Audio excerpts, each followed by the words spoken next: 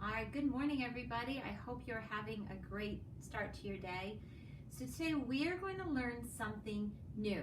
This is something we probably have not talked about. I know we haven't talked about it in my room, and you probably haven't talked about it in Mrs. Frera and Mrs. Bowman's room.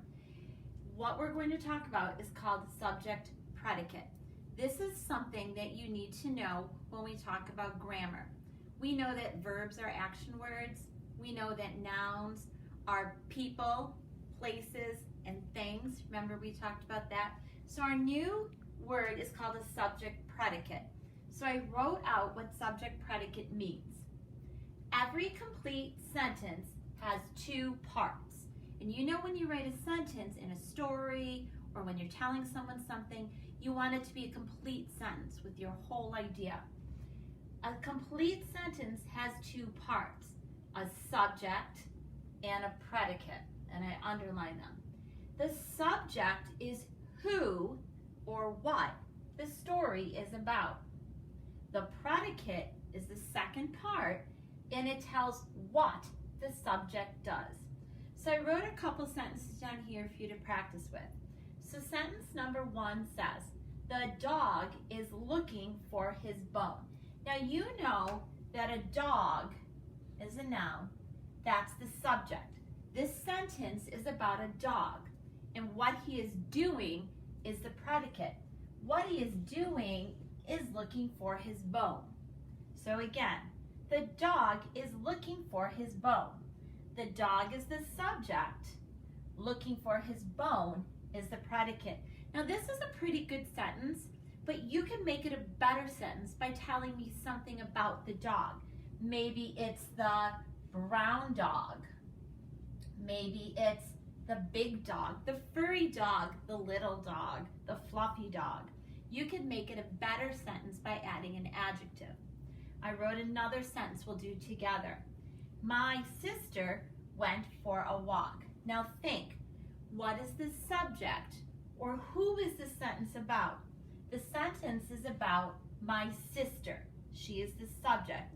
And the predicate is went for a walk. That is what she did. My sister went for a walk. The subject, the predicate. You can make it a better sentence by saying my younger sister, maybe my older sister, my funny sister, my happy sister. You can use an adjective. So one of the things I want you to do after I'm done with my lesson today is to copy these sentences. Add an adjective to describe the subject, and then think of a predicate. The fluffy dog was looking for his bone. The big dog was running in the park. You can write any type of sentence you want. So there's 4 more sentences for you to do. Now, I'm going to have you watch a video over here that's going to talk to you a little bit more about the subject and predicates. All right, here we go. This is the tale of Mr. Morton. Mr. Morton is who? He is the subject of our tale, and the predicate tells what Mr. Morton must do.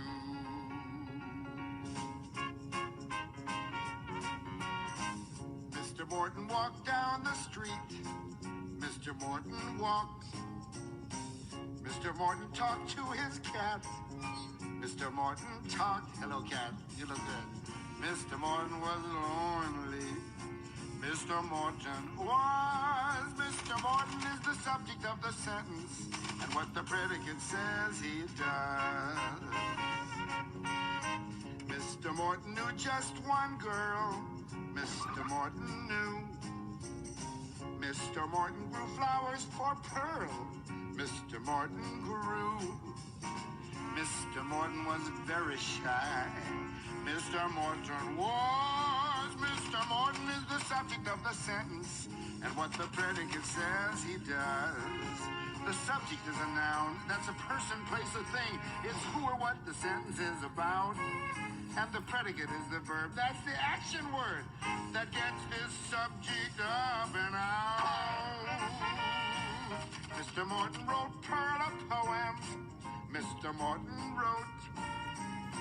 Pearl replied in the afternoon. Pearl replied by a note. Mr. Morton was very nervous. Mr. Morton was. Mr. Morton is the subject of the sentence, and what the predicate says he does. The cat stretched, the sun beat down, a neighbor chased his kid. Come here, kid, come on. Each sentence is completed when you know what the subject did. Mr. Morton knocked on her door.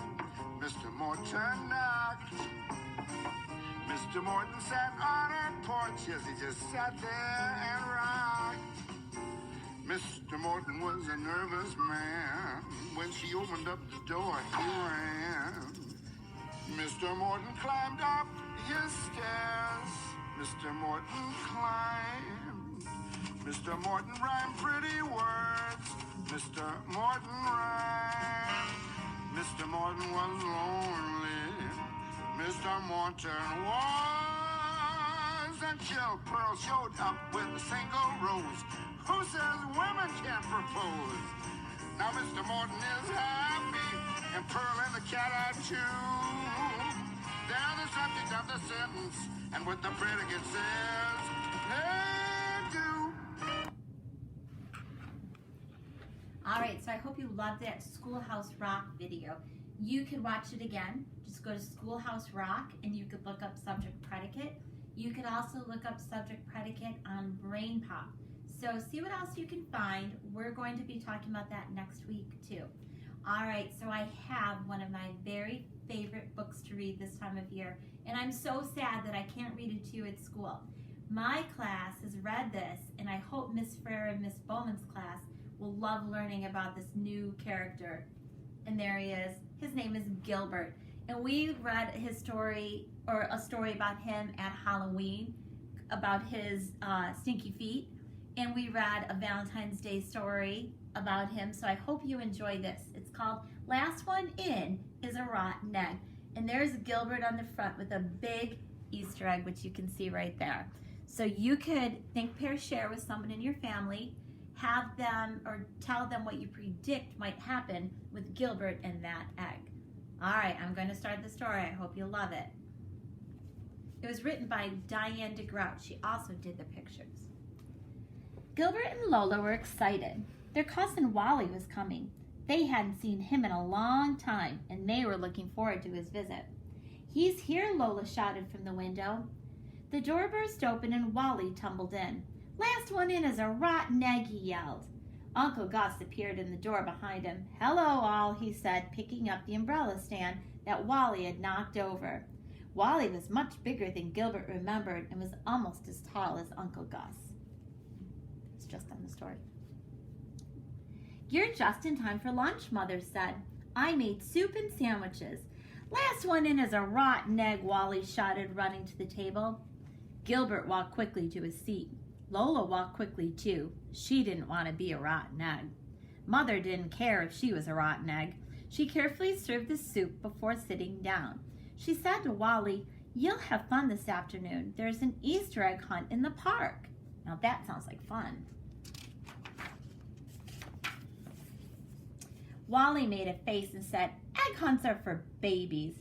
But Gilbert wanted his friends to meet Wally. "There's a prize if you find the most eggs," he said cheerfully.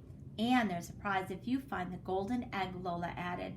"I'm going to look really hard to find it." "I'll go," said Wally, "but I still think it's stupid." He kind of sounds like a poor sport if you ask me.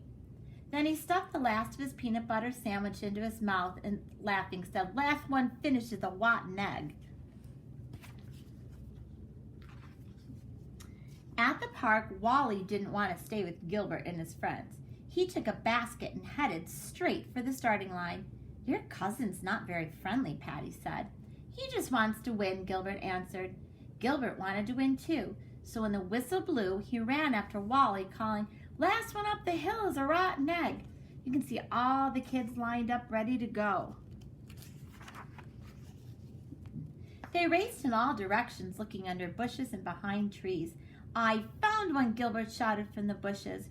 "I found two," Wally yelled from behind a tree. Patty and Lola searched the tall grass. I can't find any eggs, Lola whined. Look, Patty said. There's one right by your foot. I found one, Lola cried. She proudly put the green plastic egg in her basket. Don't you love how Patty helped Lola? She could have grabbed that egg and put it in her own basket, but instead she took her time and helped the little girl find hers. That's a good friend. Gilbert and Wally ran over to see if more eggs were hiding in the tall grass. Gilbert was anxious to find more because Wally's basket was almost full. But Lola's basket was almost empty. Gilbert sighed and gave Lola some eggs from his own basket. Thanks, she said. Let's find more. Together they ran toward a patch of trees. Look at that. What a great brother sharing with his little sister. Look at that. Suddenly, Lola stopped running and shouted, I see it! I see the golden egg up in the tree! She stood on her toes, but she couldn't reach it. Neither could Gilbert. They needed someone tall. He called to Wally, Lola found the golden egg, but we can't get it. All right, I'm going to stop for 1 minute. Think, pair, share it with someone in your family. What do you predict is going to happen? So think in your head, share it with someone about what you think will happen. After you share, turn the video back on. All right, let's see what he does. Wally said, no problem. He stood on his toes and stretched higher and higher. I got it, he shouted. Yay, Wally, Gilbert said. Uh-oh. Wally dropped the egg into his basket and walked off. Hey, Gilbert called to Wally. No fair, Lola found that egg. But I'm the one who picked it up, Wally said. Lola cried, I'm telling. But Wally just said, tattletale. Now that is a boy I would not want to be friends with if he was that rude and disrespectful. The whistle blew, the egg hunt was over, and everyone headed back to the starting line. Wally had more eggs in his basket than anyone else. He also had the golden egg. Wally said, I like egg hunts. Let's go see what the prizes are. Gilbert had an idea. You're right, he said. Let's go see. And then he shouted, last one down is a rotten egg. Now think in your head, what do you think might happen next? Wally took off and ran down the hill. I win, he said. When he looked back, Gilbert and Lola were still at the top, picking up all the eggs that had fallen out of Wally's basket, including the golden one. Oops, Wally said when he saw his empty basket. Now he was so busy being greedy and rude, he didn't think what would happen when he ran down that hill. For finding the golden egg, Lola won a beautiful sugar egg with a scene inside. If you look there, you can see that. Sometimes at Easter, you can find these in stores. It's all made of sugar, and inside, sometimes there's some little bunnies or some little chicks. For finding the most eggs, Gilbert won an Easter basket filled with chocolate eggs, cream eggs, and his favorite, marshmallow eggs. Now that looks delicious. But Gilbert didn't feel right about taking the basket. He walked over to Wally and said, you really found the most eggs, not me. You should have the prize. Wally turned red. That means he was embarrassed. Maybe we could share it, he said. And they did. And look at how happy everybody is. Everybody got a treat. Everyone's happy. That's the type of friend that you would want, someone who shares and who is kind. At the very end, there's Lola's egg that says Happy Easter. All right, friends, so I hope you loved that story. When you're done with the story, what you could do, after you finish the paper about your subject and predicate, take a piece of paper.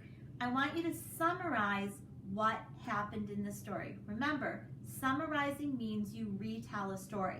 So retell what happened. Who were the characters? Where were they? And what did they do? Don't forget your opening sentence, a closing sentence, and use great sentences. Don't make them boring. Write details in them, and you can draw a great picture. If you want to post them on Dojo or Mrs. Frere, Mrs. Bowman, or I, we would love it. So I hope you enjoyed it. I hope you're all doing well. It's supposed to be a nice day today, so try to get outside and play for a couple minutes. We miss you, and we'll see you soon. Bye-bye.